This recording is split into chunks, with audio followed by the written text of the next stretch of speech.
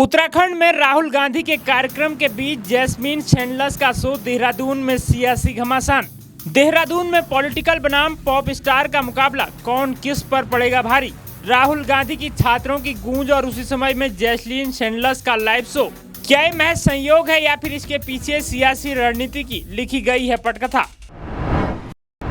उत्तराखंड की राजधानी देहरादून शुक्रवार को सियासत और मनोरंजन दोनों का केंद्र बनी रही। एक और लोकसभा में नेता प्रतिपक्ष राहुल गांधी छात्रों की गूंज कार्यक्रम के तहत युवाओं और छात्रों से संवाद करने देहरादून पहुंचे थे। वहीं दूसरी ओर परेड ग्राउंड में केंद्र सरकार के अल्पसंख्यक कार्य मंत्रालय के तत्वाधान में आयोजित लोक संवर्धन पर्व में पंजाबी पॉप स्टार जैस्मीन सैंडलर्स की प्रस्तुति रखी गई। दोनों कार्यक्रमों का समय लगभग एक जैसा होने से राजनीतिक हलकों में चर्चाएं तेज हो गई हैं। कांग्रेस नेता राहुल गांधी का कार्यक्रम रेड कोर्स स्थित बन्नू ग्राउंड में शाम 5 बजे से शुरू हुआ, जबकि इसी समय परेड ग्राउंड में जैस्मीन सैंडलर्स का लाइव शो भी आयोजित किया गया। दोनों स्थलों के बीच कम दूरी होने के कारण इसे लेकर दिन भर राजनीतिक चर्चा होती रही। शुक्रवार सुबह राहुल गांधी के उत्तराखंड पहुँचने से पहले उत्तराखंड के मुख्यमंत्री पुष्कर सिंह धामी का युवाओं के साथ एक अग्निवीर का कार्यक्रम भी हुआ था। कांग्रेस ने इसे महज संयोग मानने से इनकार किया। पार्टी का आरोप है कि राहुल गांधी के कार्यक्रम के समय ही बड़ा सांस्कृतिक आयोजन रखकर भाजपा द्वारा युवाओं का ध्यान भटकाने की कोशिश की गई है। कांग्रेस प्रवक्ता गरिमा मेहरा दसोनी ने बताया कि पहले पार्टी ने परेड ग्राउंड में कार्यक्रम की अनुमति मांगी थी,